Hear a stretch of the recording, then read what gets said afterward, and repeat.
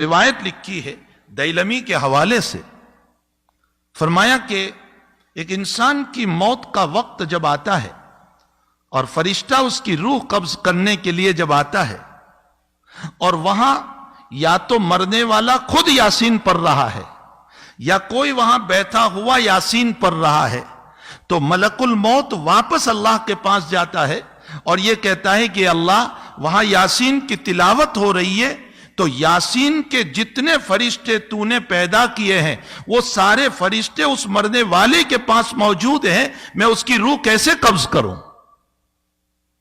اس کی روح کو میں کیسے قبض کروں؟ وہاں تو سارے فرشتے موجود ہیں۔ تو حدیث شریف میں جناب رسول اللہ صلی اللہ علیہ وسلم نے فرمایا کہ اللہ جنت کا داروغہ، جو جنت کے اندر اللہ تعالیٰ نے بنایا ہے سیکیورٹی گارڈ، اس کا نام رضوان ہے۔ یہ رضوان کو اللہ بھیجتا ہے اس مرنے والے کے پاس اور اس کو جنت کے نظائر بتاتا ہے کہ یہ تیرے لیے تیار ہے، یہ باغ ہے، یہ مکان ہے، یہ چیزیں اللہ نے تیار کر رکھی، اور اخیر میں وہ جملہ کہتا ہے اللہ تیرا منتظر ہے، چل جلدی تو۔ جب یہ جملہ کہا جاتا ہے کہ اللہ تیرے انتظار میں ہے، وہ اپنی روح چھوڑ دیتا ہے۔ یہ یاسین شریف کی برکت ہے۔ حدیث شریف میں آتا ہے کہ موت کے موقع پر اگر یاسین شریف کی تلاوت کی جائے تو روح کے نکلنے میں بہت آسانی پیدا ہو جاتی، سہولت پیدا ہو جاتی۔ اس کی وجہ یہی روایت ہے کہ اس موقع پر فرشتے کی آمد پر رضوان کی آمد ہوتی ہے اور اس کو جنت کی بشارتیں سنائی جاتی ہے، جنت دکھائی جاتی ہے، جس کے نتیجے میں وہ تیار ہو جاتا ہے آخرت کی طرف اور وہ رغبت کرتا ہے آخرت کی طرف۔ تو سورہ یاسین شریف کتنی اہم سورت ہے۔ روایتوں میں ہے کہ بیماریوں کو دور کرنے کے لیے سورہ یاسین کی تلاوت ہے، اور اگر زیادہ بیماری ہے تو عروس القرآن پڑھو۔ عروس القرآن کا معنی سورہ رحمان، سورہ رحمان پڑھو۔ اور اگر لا علاج بیماری ہو گئی، ڈاکٹر نے منع کر دیا کینسر ہے اچھا نہیں ہوگا، ایڈس ہے اچھا نہیں ہوگا، فلاں بیماری ہے اچھی نہیں ہوگی، یہ وبا چل رہی ہے اور لنگز سارے ڈاؤن ہو چکے ہیں، اب یہ اچھا نہیں ہوگا، تو اللہ کے حبیب نے فرمایا سورہ تغابن پڑھو، اللہ لا علاج مرض کو اچھا کر دے گا۔ کتنی دیر لگتی ہے سورہ تغابن؟ 2 رکوع کی صورت ہے۔ یاسین شریف، سورہ رحمان، سورہ تغابن، ان صورتوں کے اندر اللہ نے کتنے فضائل رکھے۔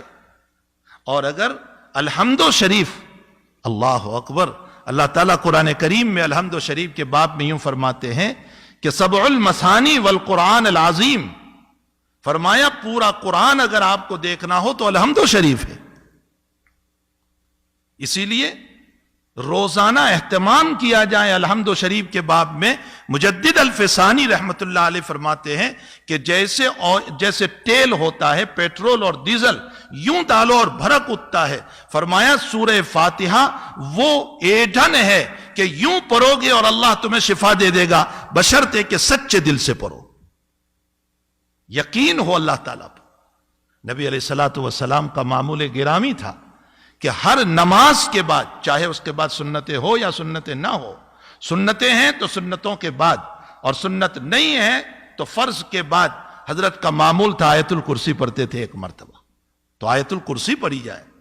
سورہ ناس اور فلق کے باب میں لکھا ہے کہ جو انسان ہر نماز کے بعد سورہ ناس اور فلق کو پڑھے گا، اللہ حاسدین کے حسد سے، جناتوں کے شرارتوں سے، بد اخلاق انسانوں کی شرارتوں سے اللہ اس کی حفاظت کرے گا۔ یہ نہیں کہ شرارت دور ہوگی، شرارت تو ہوتی رہتی ہے، لیکن اللہ شرارتوں کی شرارتوں سے حفاظت کرے گا، اس کو فیک نہیں ہونے دے گا۔ ایک حدیث شریف میں حضور پاک صلی اللہ علیہ وسلم نے فرمایا اگر تمہاری دنیا کے باب میں مسئلہ یہ ہو گیا کہ آمدنی کم ہو گئی، حالات ٹھیک نہیں ہے، ضرورتیں پوری نہیں ہو رہی ہے، آج سارے لوگ کہہ رہے ہیں نا ضرورتیں پوری نہیں ہو رہی ہے، آمدنی کم ہو گئی ہے، دکان ٹھیک نہیں چل رہی ہے، جاب نہیں مل رہا ہے، پریشانیوں میں مبتلا ہو گئے، اللہ کے نبی فرماتے روزانہ سورۃ الواقعہ کی تلاوت کرو۔ اس سورہ واقعہ کی برکت سے اور میں مسجد میں بیٹھ کر قسم کھا کر کہتا ہوں ہفتہ نہیں گزرے گا اللہ راستہ کھول دے گا. سورہ واقعہ کی تلاوت کرو, اللہ راستوں کو کھولے گا. جگہ جگہ جگہ جگہ ہمارے پاس علاج موجود ہے اور ہم صرف چلا رہے ہیں کہ یہ ہو گیا, وہ ہو گیا, فلاں ہو گیا, بیماریاں ہیں, مصائب ہے, حالات ہیں. جبکہ اللہ تعالیٰ نے اس آگ کو بجھانے کی اور ان بیماریوں کو رفع کرنے کے لیے ہمیں قرآن کریم دیا ہے. ہمیں چاہیے کہ اس عظیم المرتبت قرآن کی روزانہ تلاوت کریں. کم سے کم 1 مرتبہ یاسین شریف روزانہ پڑھنا چاہیے, کم سے کم. اور سورہ کہف کے باب میں ہے, حضور پاک صلی اللہ علیہ وسلم نے فرمایا جو انسان سورہ کہف کی تلاوت کرے گا اللہ دجالی فتنوں سے محفوظ رکھے گا اس کو. اگر دجال آ گیا تو دجالی فتنوں سے محفوظ رکھے گا. چلو آپ کہو گے ہمارے وقت میں دجال کہاں, ارے وہ بڑا دجال نہیں, چھوٹے دجال تو ہیں دنیا میں بہت سارے, جو 3 لوگ ہیں, فتنہ کرتے رہتے ہیں, لوگوں کو جو ہیں پریشان کرتے رہتے ہیں, حالات میں ڈالتے رہتے ہیں. یہ چھوٹے دجال کا معنی کیا ہے؟ فریب دینا, دھوکہ دینا. یہ لوگ آج تو موجود ہیں. اور ایک